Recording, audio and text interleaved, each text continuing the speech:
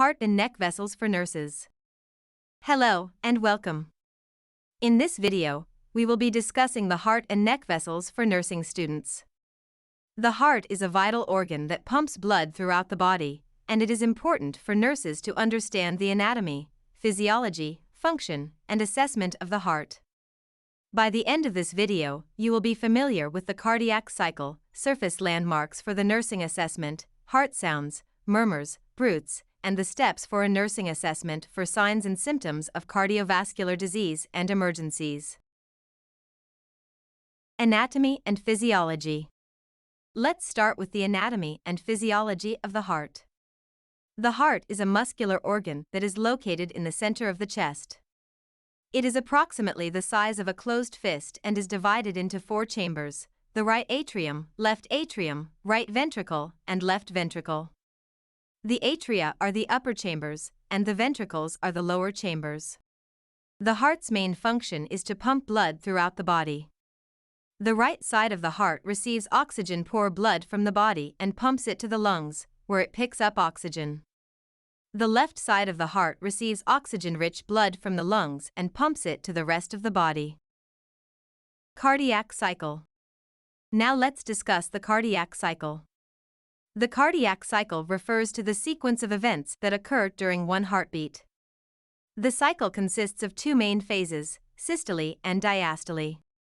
During systole, the ventricles contract and blood is pumped out of the heart. During diastole, the ventricles relax and the heart fills with blood. Surface landmarks. Before we move on to heart sounds, murmurs, and bruits, let's discuss surface landmarks for the nursing assessment. The 4 main landmarks for the cardiac assessment include the aortic area, pulmonic area, tricuspid area, and mitral area. These areas correspond to the locations of the heart valves and can be located by palpation. Heart sounds. Now let's talk about heart sounds. There are 4 main heart sounds: S1, S2, S3, and S4. S1 is the first heart sound and is caused by the closure of the atrioventricular valves, tricuspid and mitral, during systole. S2 is the second heart sound and is caused by the closure of the semilunar valves, pulmonic and aortic, during diastole. S3 is a low-pitched sound that occurs early in diastole and is caused by the rapid filling of the ventricles. S4 is a low-pitched sound that occurs late in diastole and is caused by the atria contracting to push blood into the ventricles. Heart murmurs. Heart murmurs are abnormal heart sounds that are caused by turbulent blood flow.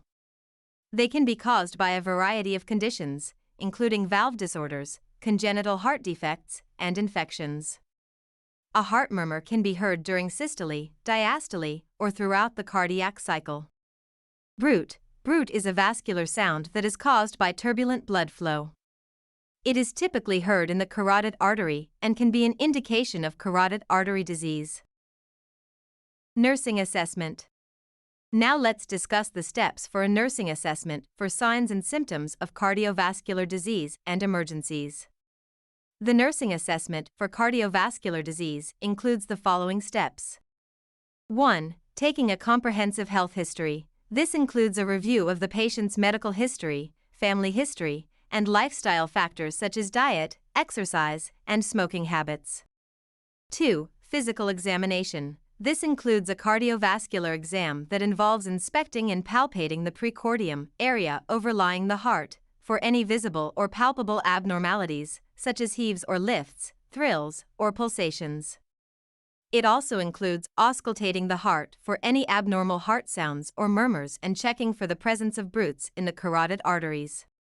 3. Assessing vital signs. This includes measuring the patient's blood pressure, heart rate, respiratory rate, and oxygen saturation. 4. ECG/EKG. An electrocardiogram, ECG/EKG, may be ordered to detect any abnormalities in the heart's electrical activity. 5. Laboratory tests. Laboratory tests may be ordered to check the patient's cholesterol levels, blood glucose levels, and other blood markers that may be associated with cardiovascular disease. 6. Imaging tests. Imaging tests such as chest X-rays, echocardiograms, or cardiac stress tests may be ordered to further evaluate the patient's cardiovascular health. In addition to the nursing assessment, it is important for nurses to be able to recognize the signs and symptoms of cardiovascular emergencies such as myocardial infarction, heart attack, pulmonary edema, and stroke. These can include chest pain, shortness of breath, dizziness or lightheadedness, and sudden onset of weakness or numbness in the arms or legs. Conclusion. In conclusion, understanding the anatomy, physiology, function, and assessment of the heart is essential for nursing students.